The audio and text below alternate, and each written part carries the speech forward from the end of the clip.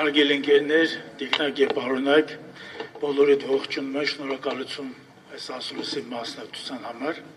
Ես ներկայացնելու եմ մի քանի թեզիսներ, որոնք ընդհանրապես մի փոքր մասն են կազմում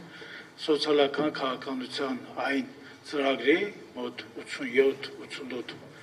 որը մենք նախատեսել ենք, նրա աշխատանքները կարողացել ավարտվել են եւ նրա տնտեսագիտական ֆինանսական այս ամբողջ հիմնավորումների աշխատանքները արդեն իսկ կատարված են։ Ես ցանկանում եմ տեղեկացնել, որ մեր համար ամենակարևորը եւ կրթությունը եւ անվտանգությունը, բայց պետք է մենք առանձնացնենք մարդուն, քաղաքացուն, որը որ մեր երկրի կառուցման իր ավանդներ ունեցել, իր լուման ունեցել եւ քաղաքացին, որը ցավոք ներկա ժամանակներում կարծես դա արհամարված է, կարծես հեռացված է եւ պետական կառավարման ամբողջ համակարգից, ել չեմ ասում նրա մասին, որ պետական կառավարման վերջին 8 տարիների ընթացքում համարյա ամեն օր նրանց սպասում են նոր թակարդներ, նոր ընդհանրենք ստորացուցիչ նույնիսկ նվաստացնող որոշումներ, որոնք այս իշխանությունը բերում է քաղաքացիների, ել չեմ ասում անպաշտպան քաղաքացիների հետ կապված։ Անպաշտպան քաղաքացիները ասելով առաջին հերթին մենք նկատի ունենք մեր թոշակառուներին։ Այո, թոշակառուների 36,000 դրամանոց ֆինանսական փոխհատուցումը, որը տրամադրում է այս իշխանությունները, դրանք պարզապես սովորմաս չլինելու ֆինանսական ինչ-որ զանգված է։ Այդ 36,000-ով թոշակառուն ոչինչ չի կարող գնել, եթե չլինի հայկական ընտանիքների ավանդական փող օգնության այս ավանդույթը, մեր թոշակառուները զգալումս կարող են 1-2 տարվա ընթացքում պարզապես որպես ժողովրդագրական բաղադրիչ պարզապես կորել։ Ինչ ենք մենք բերում։ Մենք բոլորը տեղյակ ենք, որ նախատեսել ենք եւ իրականացնում ենք արշավ թոշակառուների հետ կապված եւ թոշակառուների մասով մենք հայտարարում ենք, որ իշխանության մաս կազմելու դեպքում հաջորդ օրը մենք սկսելու ենք աշխատանքներ, որպեսզի առնվազն 2 տարվա ընթացքում թոշակները բարձրացնենք 50%-ով։ Դրան զուգընթաց գնալու է ամեն տարի թոշակների ինդեքսավորման մեր աշխատանքները։ Յուրաքանչյուր տարի թոշակառուն պետք է իմանա անկախ խոշորացված պարոնային խմբերում գների տատանումներից կամ երկում ձևավորված գնաճի ցուցանիշից նա պետք է ապահովագրված լինի, որ իր թոշակը ինդեքսավորվելու է եւ նա համապատասխանաբար աճելու է եւ դա հնարավորություն է տալու գոնե չգլորվել այդ սովամահության աղքատության մեջ։ Հաջորդ թեման սոցիալական քաղաքականության մեջ դա նպաստառուներն են։ Գաղտնիք չէ, որ ներկա իշխանությունները որոշել են, որ հունվարի 1-ից պետք է անապահովության նպաստ հատկացնելու ամբողջ տրամաբանությունը փոխեն, եւ նրանք որոշել են սահմանել են այնպիսի չափանիշներ, այնպիսի չափորոշիչներ, որոնցով կարելի ասել, որ համարյա ոչ ոք նպաստ չէր ստանալու։ Ընդ որում, ասեմ, զարհուրելի բաներ ասեմ, մարդիկ նույնիսկ եթե անմշակ հողամաս ունեն, որևէ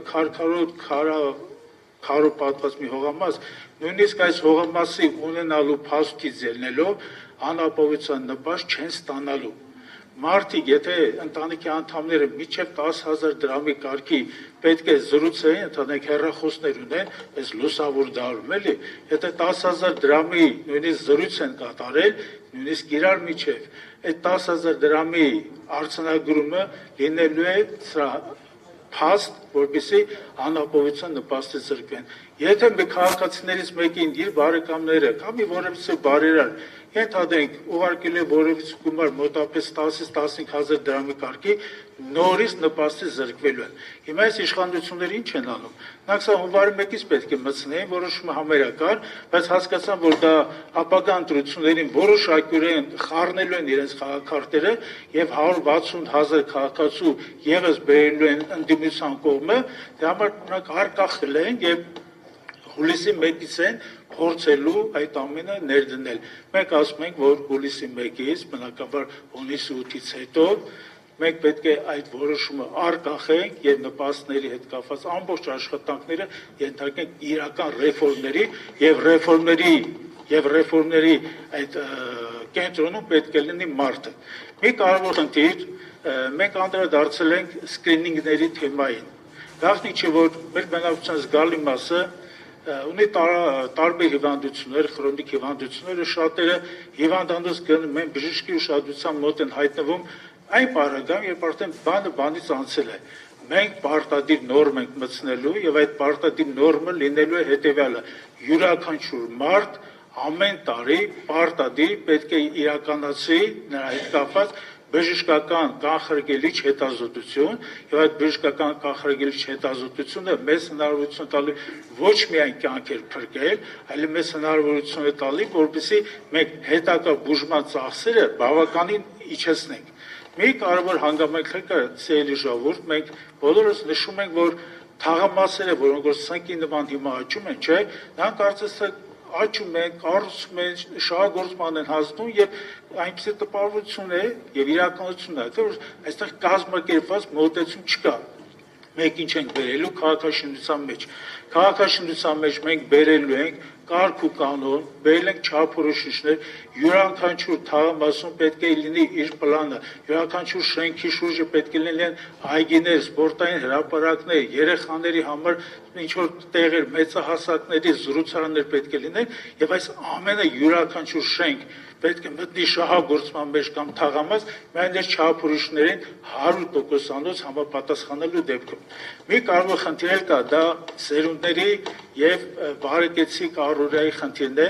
Այս խնդրի մասով ես ասեմ, որ մենք նախատեսել ենք մի կարևոր նորություն, կարևոր մի նոր արշավ եւ հավանաբար դա հունիսի 8-ից հետո կդառնա նաեւ որոշումներ եւ կիրագործվեն, դա վերաբերում է տարեցների համար Երևանի քաղաքային տրանսպորտը եւ հետագա իհարկե հանրապետության մնացած քաղաքներում գործող հանրային տրանսպորտին,